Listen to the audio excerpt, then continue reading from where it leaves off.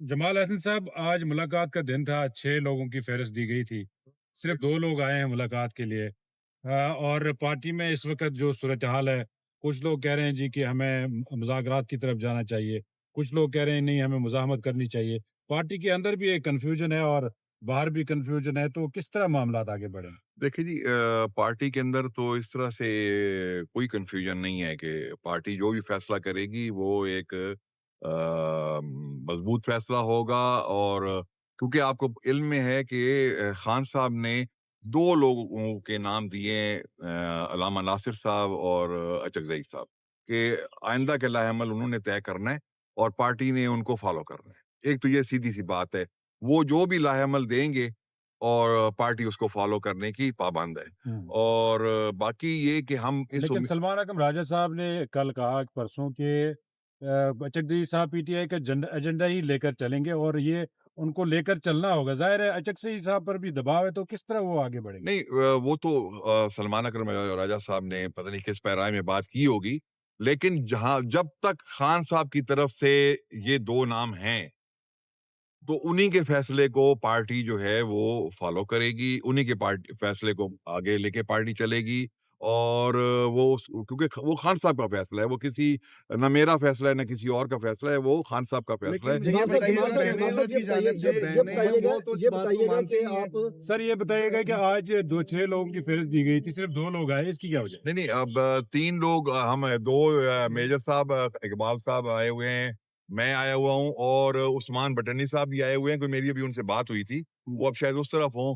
और बाकी उनके जो हमारे एमएनए हैं, क्योंकि उनसे राब्ता नहीं हो पा रहा, हो सकता है वो परली तरफ हों या क्योंकि आए होंगे। क्या दिलचस्पी खत्म हो गई नहीं, है? नहीं, दिलचस्पी सवाल ही नहीं पैदा होता। देखें, हम चलें, वो अगर हम 6 में से 4 आ गए या 3 आ गए या 2 आ गए, हुँ, लेकिन आज तो दिन ये है, आज तो दिन अब 2026 का पहला दिन था। हुँ, हुँ, और पहले दिन हम जो अवाम है, हम सब एक-दूसरे को मुबारकबादें दे रहे हुँ, कि जी नया साल मुबारक हो। हुँ। तो आज तो हुकूमत का फर्ज़ बनता था कि वो मुज़ाकरात की बात करते हैं, वो कहते हैं कि ये मामलात को बैठ के हल करें। तो आज ये सबूत करते हैं ना कि उनकी नीयत साफ़ है। लेकिन गवर्नमेंट फिर आप भी ये चेयरमैन बताइएगा साहब कि ये हुकूमत की जानिब से मुज़ाकरात की बात की मुज़ाकरात जाए की लेकिन पेशकश गवर्नमेंट की के तरफ से कहा बावजूद गया लेकिन माहदाराई क्यों की जा रही है? क्या बिल्कुल, पेशगी शराइत के अलावा कोई कुछ बता महाज़ाराई नहीं, कोई महाज़ाराई नहीं। अब यहाँ हम आके खड़े हैं और इसमें क्या महाज़ाराई है? मतलब हम क्या चीज़ हमारे हाथों में है? कौन-सा हथियार हम लेके खड़े हुए हैं? और क्या चीज़ हम लेके खड़े हैं कि हम यहाँ खड़े आए हैं मुलाकात के लिए? आज पहला जमाल साहब ये बताइएगा ये बताइएगा कि चेयरमैन तहरीक इंसाफ बैरिस्टर गौर साहब को अमली तौर पर साइड लाइन कर दिया गया, नए चेयरमैन कौन आ रहा है? बिल्कुल, मैं नहीं समझता कि उनको अमली तौर पे साइडलाइन किया है। उनको चेयरमैन बनाया है इमरान अहमद खान न्याज़ी साहब ने। अगर उनको हटाएँगे तो इमरान खान ही हटा सकता है। लेकिन उनके ये तासर फैसलों पे गलत है। अमल दरामद में तो कोई सर अभी अभी इकबाल साहब सर ये अभी बताइएगा अभी ये आपने बताया बताइएगा अभी आपने कहा कि कि आप जो मैंडेट बैरिस्टर दिया गौहर गया खान साहब मुज़ाकरात ने का, वो दिया गया है अचकज़ई साहब को और राजा नासिर अब्बास को। जी, जी। ठीक है, वो मुज़ाकरात में जो भी डेवलपमेंट होगी वो उसको लेके आगे जी, जी। चलेंगे। लेकिन पीटीआई को जो मुकम्मल तौर पर इस वक़्त कैप्चर किया हुआ है वो अलीमा खान है।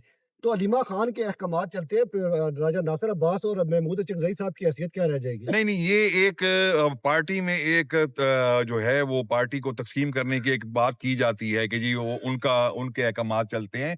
एक तासर एक दिया जाता है, हालाँकि ऐसा नहीं है। अब अलीमा आपा तो कई दफ़ा कह चुकी हैं, उनका सियासत से कोई ताल्लुक नहीं। जब जहाँ तक उनका यहाँ पे मंगल के रोज़ आके बैठना, वो खान साहब की बहनें हैं। हुँ, अब बहन भाई दोबारा तो इस उम्र में नहीं पैदा हो सकते। अब आप देखें कि वो आके बैठती हैं।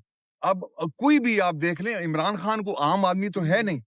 एज के इस हिस्से में उनको कैद तन्हाई में डाला हुआ है।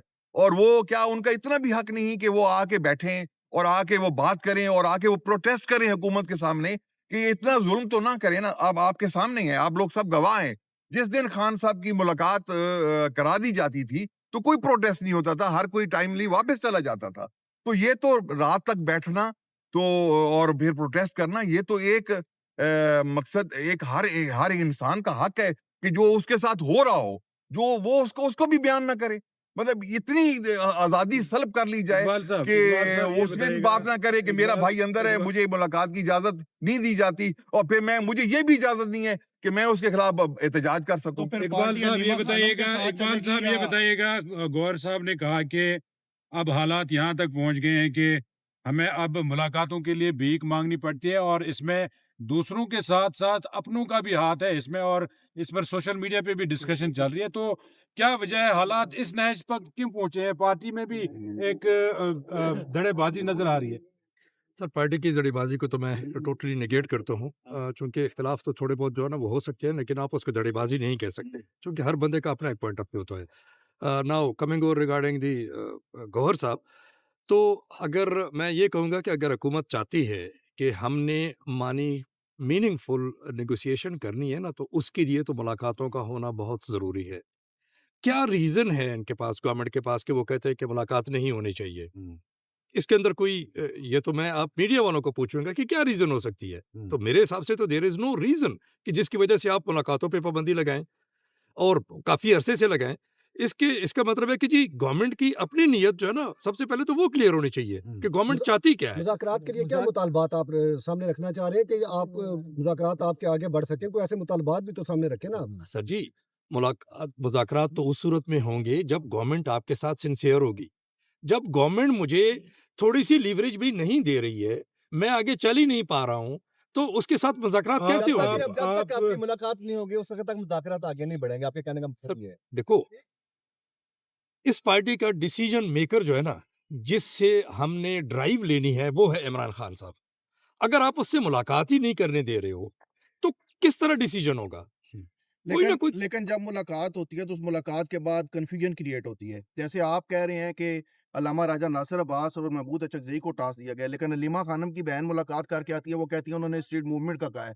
चीज़ें क्लियर ही नहीं है, कैसे बात और आगे साथ बढ़ेगी? ये भी बताइएगा आप सीनियर लीडरशिप में हैं, स्ट्रीट मूवमेंट कैसे शुरू होगी? क्या शुरू हो चुकी है? कहाँ से शुरू होगी? पेशावर से होगी? क्या होगा? इस हवाले से क्या पार्टी पॉलिसी है? स्ट्रीट मूवमेंट के जो मैं तो इस रेफरेंस से बात करूँगा कि अगर कोई स्टार्ट हुआ है ना, तो अभी भी जो चीफ मिनिस्टर केपीके आए हुए थे वहाँ पे उसका मेन एम तो यही था कि एक तो लोगों के साथ मैं सॉलिडेरिटी शो करूँ और दूसरा जितने भी वहाँ पे एक किस्म का मोबिलाइजेशन एक फैक्टर था। अब ये दोनों चीज़ें जो है ना वो इसका मतलब है कि जी अगर हम मुज़ाकरात की तरफ नहीं पहुँच सकते तो डेफ़िनिटली फिर स्ट्रीट मूवमेंट ही होगी। इसके अलावा तो कोई और तो कोई उससे हल क्या नहीं है। आप तरीका था? आप एक आपके आप मुज़ाकरात मेरी बात समझ रहे हैं ना, स्ट्रीट आपके मूवमेंट का आखिरी मुज़ाकरात को बात समझ रहे हैं ना, सबोताज कि मुज़ाकरात के लिए नहीं बैठ रहे हैं आप। आपके मुज़ाकरात सबोताज क्यों होते मैंने हैं? कहा इसकी कि वजह क्या आखिरी है? हर बार वही आप स्ट्रीट मूवमेंट का समझ लेना, क्योंकि मुज़ाकरात के लिए आप नहीं बैठ रहे हैं। अगर बैठ रहे होते तो फिर यहाँ पर टेबल टॉक भी होनी चाहिए। तो बैठने का तो आप एक बार भी नहीं बैठे आप। जी, देखिए अब मैं फिर वही इसमें आखिरी बात एक मिनट एक्सक्यूज मी, ये अगर आप मुनासिब समझे तो मैं इसका थोड़ा हाँ सा आपको देखें। आप मुज़ाकरात की जब बात करते हैं तो ये कोई छोटा अमल नहीं है।